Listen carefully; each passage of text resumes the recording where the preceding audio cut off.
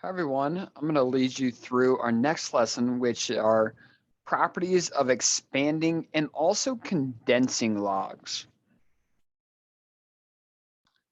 which is section 3.34. So the first thing I'm going to ask you to do is probably hit pause, and that way you can jot down these properties that you see here, because we need these in order to, one, take a log and expand it out to be two different logs, or do the opposite. If we have multiple logs, condense them down into one. So these properties here, we need to be able to work in both directions. So to be able to expand it, which is us going from the left side to the right side, or condense it, which means we're taking the right side and condensing into one single log. So again, I'm going to have you hit pause real quick. After you unpause, I will go through what each of these are saying. So this first one is saying if we're taking a log of two different values that are being multiplied, then we're going to expand that out to two different logs where we add them together. So just a note that I will make is multiplying kind of leads to addition, or it works in both directions. Now, this was actually the case with our exponent rules too, right? If I had same base multiplying like 2 to the power of 2 times 2 to the power of 3, that means that we're multiplying and I would add those exponents. That'd be 2 to the power of 5. So these log rules are derived from the fact of, or basically what our exponent properties were. So we can always bring things back to exponentials to help explain why these properties work out. I'm not going to do that in this video, but that is one way for you to kind of understand where these things are coming from. This next one, I like to say that division leads to subtraction. And again, if you think about your same base exponents where they're being divided, you would subtract those exponents. So again, it makes sense that we get that rule there. This last one's a little bit different. And what I make note of is that our exponents becomes our coefficient, or vice versa. Because coefficient's that number in front. So all that's happening here is this exponent is become the coefficient, or the coefficient's becoming the exponent. All right, well, we're going to actually start off by expanding, which means we're going to start on the left side and we're going to expand it out to multiple logs like we have here on the right side. And we'll do some condensing here in just a few minutes. All right, so if we see that we've taken the log of two things that are being multiplied, that means we can take those two things that are being multiplied and take the logs of them separate, where we add those two logs together. So this would be log base 4 of 7 plus log base 4 of 5. And that is our expanded version of A. So not much there. That's really just an example of us using that product rule, which is the first property. This next one, log of 10x, first off, remember that if we don't see a base there, it's really base 10. And I do like to write that in. I like to write it in because it's really helpful when I actually need to convert any log to an exponential, or actually find the value of that log. And we're going to have to do that here. So remember that when I write 10x, that's really 10 times x. So this is the same thing as what we're doing here. I need to take the two parts that are being multiplied, take the log of them individually, but add those two logs together. So it's log base 10 of 10 plus log base 10 of x. Now log base 10 of 10 equals some value. And if that value ends up being a whole number, Math Excel is going to want us to convert that over. So remember how we could figure this out. Log base 10 of 10, if we're trying to figure out what number that equals, I'm going to set that equal to x. So I'd consider this some side math, where I'm trying to find the value to this over to the side. So I'm going to ignore the rest of it for now. In order to find this value, I keep my base the same, and I change the location of the other two terms. So it's 10 to the power of x equals 10. Well, this exponent on the 10 is 1, which tells us that x is 1. By determining that x is 1, we found the value of log base 10 of 10 to be 1. So this is 1 plus log base 10 of x. Now it's a property, and one that we've actually take note of before, that if we take the log the log of some number that's also the base, that's always just going to be 1. So if we remember that property, you don't need to do this side math to come up with that 1 there. All right, well, that's just some quick examples of us doing our product rule. Let's do some quick examples of the quotient rule, where if we're dividing, that's going to mean we're going to subtract the logs. So log base 7 of 19 minus log base 7 of x. Now, because I have log base 7 of 19, that equals some number. And I'm going to check, does it equal a whole number or is it some decimal? And I can check that by figuring out, is 7 to some power 19?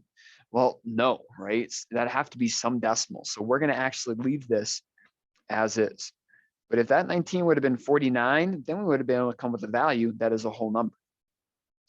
All right, now this last one, ln, remember that ln is really log with base e. So we could rewrite this as log base e of e cubed over 7. Again, I kind of like to do that just to, if I have a base in front of me, it gives me an idea as to what to do with that base if I need to find the value. So writing the base in can always be helpful, especially when we're just learning all these properties here. So since we're dividing, I'm going to first subtract these things. It's log base e of e cubed minus log base e of 7. This property here, if I have log, that if we're taking the log of some value and that base, that part's 1. Now, another thing that we can do here is to, again, make sure we get that 1. And what to do with this 3 is we can do some side math with this. And let's do that. Let's take log base e of e cubed and let it equal x, where I can convert this to my exponential. E to the power of x equals e cubed. And what I'm seeing here is that x needs to be 3. So there's another property that says if we're taking the log of some value that's also the base, but that value has an exponent, this log is just equal to the exponent. So that's 3, and that's what we found down here, minus log base e of 7, which is the natural log of 7. And you could have wrote it as log base e. It does not matter. You could also have brought it back and wrote natural log of 7. Okay, let's move on and do some quick examples of the power rule. And what the power rule is telling us to do is take the exponent and just make it the coefficient. So with a, it's just simply 4 log base 5 of 7. Okay, nothing else that we need to do there. The second one, a really important exponent property that we have talked about, is if you're taking the square root of something, that's really like you taking that same value to the power of 1/2. So this allows us to get an exponent, which allows us to take that exponent and make it the coefficient. So there's 2 ways that you can write this: 1/2 natural log of x, or natural log of x divided by 2, right? Multiplying by 1/2 and dividing by 2 are the exact same. So either answer here is acceptable. All right, now with C, there's multiple avenues that we can take to completely expand this out. I could make this 5 the coefficient for the log, and that'd be the coefficient for any new log we write. That's absolutely acceptable. I'm going to actually go about it a little bit differently, and I'm going to use an exponent property that told us if we have multiple bases to the power of 5, we can multiply these exponents, where the exponent of 4 is 1 and the exponent of x is 1 as well. So this is really 4 to the power of 1 times 5 and x to the power of 1 times 5, both of which are just to the power of 5. Now, the reason I like this is because now, since these 2 things are being multiplied, I can expand this out to be log base 4 of 5 plus log base 4, or not base 4, excuse me, log of 4 to the power of 5 and log of x to the power of 5. And these exponents become the coefficients. So 5 log of 4 plus 5 log of x. And if you'd like to, you could also fill in the bases to be 10. You don't need to, though. All right, well, that's just a quick rundown of us taking logs and expanding them out. Ones that end up being a little bit trickier is when we have multiple terms, and there's lots of things that we kind of have to take into consideration. Know that there's not any right way to do this. There's multiple ways to come up with the correct expanded out version. So I always start with, what can I do for sure? I for sure know that this x squared is being multiplied by the square root of y. Since it's multiplication, I can use that product rule and expand this out, where I take log of base b of x squared and I add it to log base b of root y. I also know for sure that the square root of y can be rewritten as y to the power of 1/2. Now I have an exponent on each that I can make my coefficient. So this is 2 log base b of x plus 1/2 log base b of y. This second log could also be written as log base b of y divided by 2. Either one is acceptable. And so that's our final condensed log. There's nothing more that I can do there. All right, B is a tricky one. And here's one thing that can be really helpful for a lot of students. Students will confuse what this 4 is being applied to. A lot of students feel like it's applied to not just the V, but also the 36. And that's incorrect. That exponent of 4 is only being applied to the V. So our denominator is really 36 times V to the power of 4. And writing this out with the multiplication symbol in between can be really helpful for your brain to say, oh yeah, I need to add those two logs together when I expand it out. But we're not going to do that yet.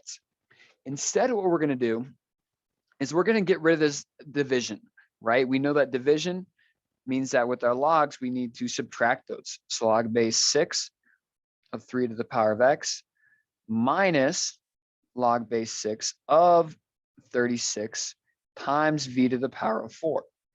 Well, since we have more expanding to do with this log that's being subtracted, when we go ahead and expand those out, they need to go in parentheses. So it's log base 6 of 36 plus log base 6 of v to the 4. It's plus because those two things are being multiplied. So we need that plus sign there. And by using the parentheses, that helps keep all those signs intact. And it kind of keeps that 36 and v to the 4th together, which ends up being in our denominator. So we just have a few more simplifying steps to take care of. This cube root of x can be x to the 1/3, making this log 1/3 log base 6 of x. This negative can actually get distributed into both of these logs here, which now makes this first one negative log base 6 of 36 minus 4 log base 6 of v. So I did two things there. I took this 4 down and made it the coefficient, and I also multiplied the positive by -1 to get it to be negative there. So we're almost done. The last thing we need to check, and this is more from Math Excel, is do any of these values work out to be just a number? Well, this log base 6 of 36 is going to equal a whole number. And I can figure that out by thinking about 6 to the power of what is 36, and that would be 2. So this final condensed log is 1/3 log base 6 of x minus 2 minus 4 log base 6 of v. And again, there's another way you could have gone about doing this, but regardless, you should end here. This is the most simplified, expanded form of that log. All right, well, let's continue with these, using these log properties, but now let's do the opposite. Let's condense them down. And so condensing them down is where we're going to take these properties that I started off with sharing with you. And now we're starting on this right side, and we want to work to get them into one log. So we're trying to write them like the logs on the left-hand side. So I'm like, all right, if I got two logs that are being added together, I can rewrite that as a single log where I multiply two things of what I'm taking the log of. It's log base 4 of 2 times 32, where I know that 2 times 32 is 64. So this is log base 4 of 64. Can I take 4 to some power to get 64? Yes, right? That's 3. So this whole log really just equals 3. That's it.